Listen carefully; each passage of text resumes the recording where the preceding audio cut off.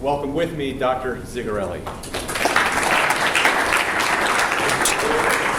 Well, thank you, Professor Babiak, and thank you, everybody, for that warm welcome. Maybe you can also welcome the woman I've been with for the last 30 years or so. Tara, you want to give a wave back there? Can you welcome her, please? Yeah. She loves that kind of stuff, really. We've been married for 26 of those 30 years, and that's actually quite miraculous because when I first met her, my perspective on marriage was essentially this. Okay? I mean, for some people, marriage is a beginning. For others, like me, I thought of it as an end. Right? An end to fun, an end to freedom, an end to autonomy, an end to decision-making on my own, an end to pretty much life as I knew it. I also thought of it like this. Ever see this one? I mean, maybe it was an end to my financial freedom, an end to my bank account. But it's actually worse than that. I saw recently in the news something that captured perfectly my perspective on marriage 30 years ago. Now, obviously, things have changed since then, but check out this headline. So, Kansas man robs bank to get away from his wife, saying he'd rather be in jail than at home. Okay, this guy, he walks into the bank and up to the teller and he says, I have a gun, right? I have a gun and I'm not afraid to use it. And give me all your money. And so she puts $3,000 in a bag, he takes it, and then he just sits there in the bank lobby waiting for the police, who then arrive and haul this guy off to jail. And there's a delightful, wicked little epilogue to this too. He's in front of the judge and he pleads guilty.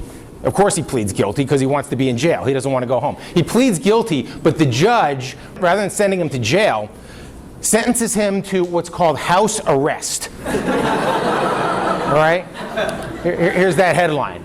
Sentenced to house arrest. He couldn't leave home for 6 months. No word on whether his wife was there with him. Now, back in the day, back 30 years ago, I could see my picture under this headline. In fact, just for fun, let me put it there.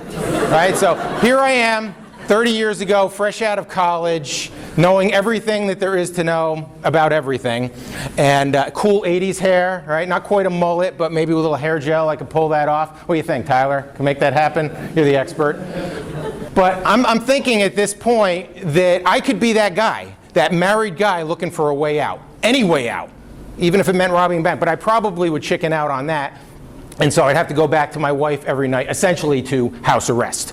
All right, that was my mindset back then. So, all right, enough of this guy. Get out of here. See, cool little transitions in PowerPoint these days. Okay, so here's the question. There's actually a point to this. This isn't just stand-up.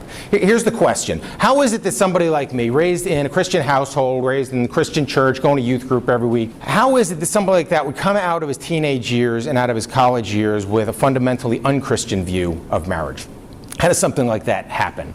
Well, there are a number of explanations, but one in particular I'd like to emphasize is the environment that I was in. It shaped me. It changed me. The culture changed me. It's called social conditioning, and long before it was called social conditioning, the Apostle Paul said that bad company corrupts good character. You've heard that, right? And I was around some bad company in those days. Not bad people, mind you, just sort of bad company in the sense of misguided and confused and maybe a bit godless at times and maybe a bit narcissistic. And ultimately, that environment changed me. It caused me to drift. And not just on issues like marriage, but on what constitutes success and what is the good life and what we should be chasing, how we should treat people, who God is, what he wants from us, if God is even there. Every issue that matters is implicated by this kind of drift. And it can happen to anyone. In fact, the social science is clear and inarguable on this. There is this inextricable link between the culture that we're in, and you know this, the culture that we're in and our beliefs and our behaviors. So for Christians who are immersed in a post-Christian sort of secular environment, we have to be careful about how it's tempting us, how it might be luring us in its direction. In short, we have to guard our minds. We have to guard our minds. And that's the message that I really want to share with you today. Guard your mind. And one way to do that, I'd say, is to start by understanding the nature of this social conditioning. Understand what's actually happening to your mind. I want to illustrate it with a few pictures. You visual learners are going to like this. Here is an illustration of essentially a Judeo-Christian worldview. And maybe you've learned this in some of your classes. We got two realms here, a supernatural realm and a natural realm. God is, in the fancy philosophical terms, God is transcendent, that is over and above the world. creator of the world, over and above the world, but these arrows indicate that God is also what's called immanent. Immanent with an A. That's not a typo. It means near to us or involved in his creation. God's transcendent and God is immanent. And this was the predominant worldview, at least in the Western world, for hundreds of years before what we now call the Enlightenment period. 17th, 18th century intellectual and scientific movement where essentially this is what happened, to put it in pictures. We still have a transcendent God, a God who is creator, but not one who is immanent, not one who is involved in the world. It's called Deism. And really what's happening here is we started doubting whether divine revelation could tell us what truth is. And instead, reason and rationality and scientific inquiry are enthroned as the pathway to knowledge and the pathway to truth. Now, I'm going kind of quickly here, but what is implied if we eliminate immanence, involvement, as one of the attributes of God, a transcendent God but not an immanent God? What's out in Christian theology if we do that? Well, for one thing, the Bible as revelation would be out, right? Because God doesn't communicate with us in this model. And Jesus as the Son of God would be out because God doesn't come down there and teach us and die for us. And incarnation would be out, atonement would be out, resurrection, redemption would be out in this model. Prayer changing things, personal relationship with God, just about everything that matters hangs in the balance from a Christian perspective. And this is, like I said, a transitional model, Enlightenment model. The modern day model looks maybe a little more like this. And we're just talking about how the average person in the Western world thinks. Looks a little more like this. So now we still have these two realms, supernatural and natural, but there's this unbridgeable barrier between the two, representing that there's just no access to that supernatural realm. We simply can't know what's up there. And it goes by names like secularism or postmodernism. And it's not atheistic, it's agnostic. We simply can't know. All we can know is this time and this place and what's provable and what is, in fact, verifiable. Well, now what's out? If you eliminate God's transcendence, now what's out? Well, God's very existence is in question. Being able to say anything about God or anything about that supernatural realm, knowing anything about the afterlife would be out. Knowing anything about God's will, saying anything about God's will would be out in this particular model. So for someone with this perspective, it's radical and even arrogant to say that you know anything about God or God's will. That's simply beyond the bounds of human knowledge. Now, that's all theology and philosophy, and I apologize for that before 10:30 a.m., but it's terribly important that we get this. Let me show you the practical implications of this, or how it manifests itself, at least this third model here, the model that we currently live in. A couple illustrations from the last 2 weeks or so. This is co-host of a show called The View, very popular show. And just last week, she was lambasting, attacking, mocking a Christian politician for believing we could communicate with this supernatural realm and that we could hear from this supernatural realm. And her quote was this. She said, "It's one thing to talk to Jesus. It's another thing when you think Jesus talks to you. That is called mental illness. Right? That is called hearing voices." Notice, again, this model here. We simply can't know what is in that supernatural realm. And if we claim to know that, well, then maybe you're mentally ill. Maybe you got some problems, because everybody knows that that is simply not possible. It's beyond the boundaries of human knowledge. Check out this other example. Some of you aware that a team called the Philadelphia Eagles won the Super Bowl a couple weeks ago? Did you know that? Yeah, of course you knew that, right? This is Birds country, right? Go Birds, yeah, whatever. But were you further aware that it's basically a team of Tim Tebow's? A team of devout Christian men, not all of them, but many of them. One of them is this guy on the right-hand side, a guy named Nick Foles.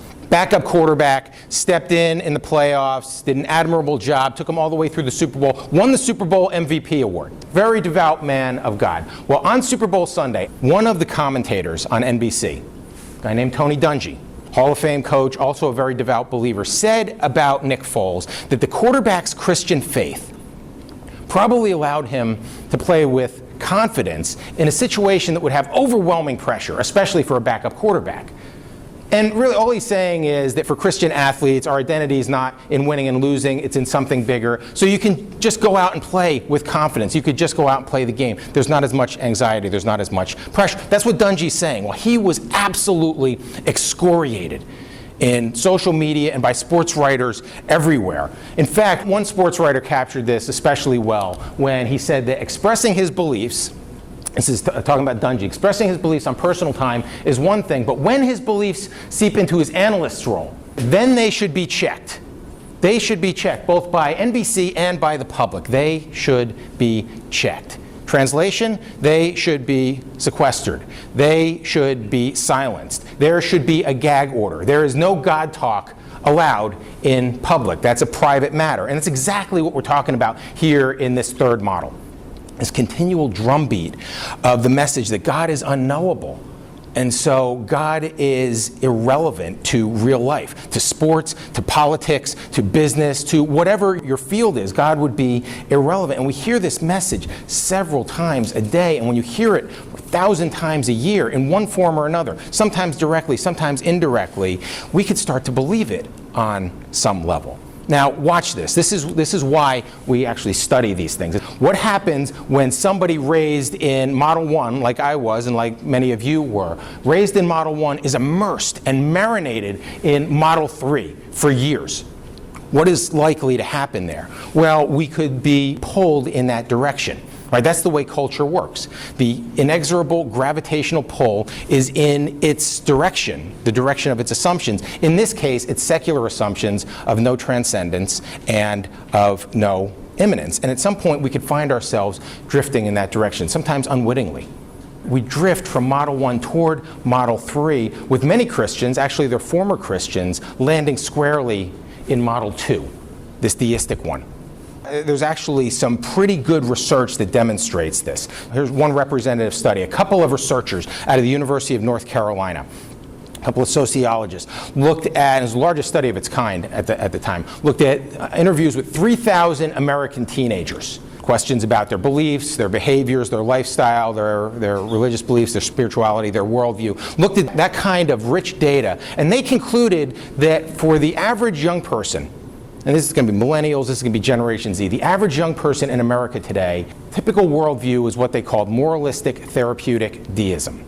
Moralistic therapeutic deism. It sounds very complicated. It's absolutely not. It breaks down to just a handful of beliefs. And follow this, because we're talking about the mindset maybe of you or your peers or people that you know particularly well. Breaks down to a few things. What does the average teen believe and the average 20-something believe? God created the world and watches over human life. So we're talking about a transcendent God. This isn't atheistic. This is not agnostic. God created the world and watches over human life, but God's not involved in our lives, right? Not a whole lot of immanence there, except the teens believe that, not all, of course, there's a lot of diversity here, but we're talking about what's typical, believe that if we have a problem, we could always go to God. The authors describe this as God as a divine butler, always on call for us, okay? Number 3, how should we live? God wants people to be good and nice and fair to each other, as taught in the Bible and most other world religions.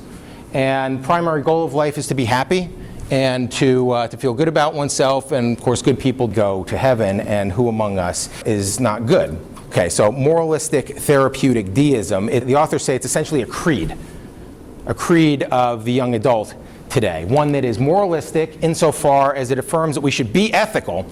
See if this doesn't resonate. That we should be ethical because that's what's going to make us happier, personally. It's therapeutic because it affirms do whatever increases your subjective well-being, or whatever is in your best interest. So if some bachelor on reality TV wants to date 30 women at the same time to find that one true love, that's just fine. And if you object to it on faith grounds, well, maybe you're mentally ill. Why? Because it increases his subjective well-being. Maybe a lot. Who knows? But that would be just fine. And it's also deistic insofar as the basic belief is that God created the world but is remote from it rather than being highly involved in it. Okay, moralistic therapeutic deism. Or maybe in simpler terms, and this is really what I'd like you to consider. There are a lot of Christians out there who may be drifting toward deism. Well, so what? Recognize that what we're talking about here is nothing less than a substitute for Christianity, a displacement of the faith for a seemingly kinder, gentler competing brand, or so say the authors of this study. And that may sound academic, and that may sound theoretical, but you're smart enough to realize that it's exceedingly practical in daily life and pernicious. In fact, it explains why an allegedly Christian 22-year-old guy would hold such an unchristian view of marriage and many other things as well. My very identity had been changed by being immersed in this environment. And this is my caution to you as emerging leaders, and just as an older brother in the faith trying to share something with you that I wish somebody had shared with me. Guard your mind. Be vigilant and be protective, because there is a battle going on for your mind each and every day. In the movies that you watch, and in the TV shows that you watch, and in advertising, and in the music lyrics, and in celebrity wisdom, and in the art that you look at, the plays that you go to, the comic strips that you might read, the media, as well as the social media, there's a battle going on for your mind in the corporate cultures you're in some of your classes. And I know it's not popular around here to use battle language, to talk about a culture war and things like that. But let me tell you, after 25 years of being on the front lines of this, the fastest way to lose a battle is to think that you're not in one. And I think we're losing this battle. Let me share with you some evidence for this, because that is really an audacious statement. There's an organization called the Pew Research Center, one of the largest think tanks, sociological think tanks in America. You may have seen some of their work. And they did a study recently on what's called religious switching. People switching from one faith system to another, and what that will look like over the next few decades if the trends continue. And this is their basic finding. It looks like a lot on one slide, but it's easy to understand. On the left-hand side, we have the major religious systems of the world. On the right-hand side, we have the expected net loss or net gain for those religious systems in the years to come. People switching out of the faith, people switching into the faith. Now, who's the biggest loser in all of this? Over the next few decades, they anticipate that Christianity would be, right, with a net loss of 66 million people. That's 66 million more switching out than switching in worldwide. Okay? Where are they going? Who's the big winner here? Well, it's this top category that they call unaffiliated, that's where deism resides, and that's where agnosticism resides, that's where atheism resides, that's where I'm spiritual resides, that's where nothing resides. And let me tell you, for many of these Christians, if not most of these Christians, leaving the faith, it'll happen gradually. It'll happen almost imperceptibly. Not through some conscious decision that we make, and not through some major life event, but day after day, these incursions into our mind, being in this culture, a culture that says, no, God is not there. You can't really know that. So you're going to have to look to your inner truth. You're going to have to follow your feelings. You're going to have to be your authentic self. Look out for number one. You only live once. Those sorts of things. It happens so slowly. C.S. Lewis put it this way. He said that the road away from God is the gradual one, a gentle slope, soft underfoot, without sudden turnings, without milestones, without signposts. That's what makes it so insidious, that some of us don't even know that we're on the wrong road. There are no signposts. Well, let me share with you a signpost or two. How's your prayer life? How active is it? How deep is it? How meaningful is it? Does it even exist? When's the last time you had meaningful contact with God, felt His peace, felt His love? When was the last time you did something that you didn't want to do because it was God's will? Or you didn't do something that you did want to do simply because of God's will? These sorts of things are signposts, and if we find that we're on the wrong road, well, the right decision is to make a U-turn. Or you can think about it this way, and I'll close with this. It's a metaphor that has helped me. Maybe it'll help you as well. You ever go bodyboarding? You know, those little plastic surfboards, go out to the beach and you ride the waves back and forth. We used to take our kids bodyboarding all the time because we lived near the beach. I don't know how we moved from the beach to Harrisburg. I don't know who does that, but typically people go the other direction. Regardless, we used to live near the beach and take our kids bodyboarding, and when they were younger and much more vulnerable, I'd stand at the edge of the water and I'd tell them, go on out there, have some fun, but there are some pretty strong currents that could take you downstream if you're not careful. So every time you come in, I want you to run back to me and then kind of line up and go back out that way. And for the first few rides, they would do that. They'd go out and they'd realign themselves, and then they would go out for another wave.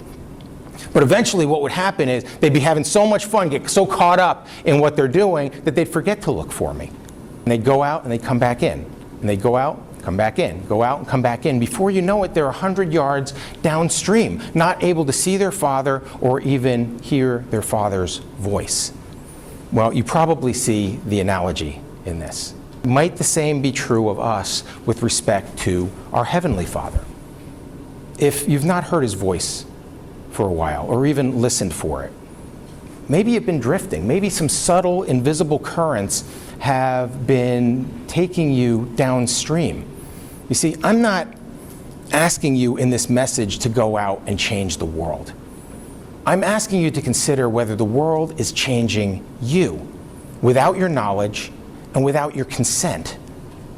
And if that's true, then today is a good day to put an end to it and to take your life back and to beat this brainwash and maybe to step out of the ocean and step away from these forces that are adversely affecting you and make your way back to where it's safe. Make your way back to where you are loved unconditionally, no matter what you've done and no matter for how long you've been drifting. Maybe today is a good day to start making your way back to God, one beach step at a time.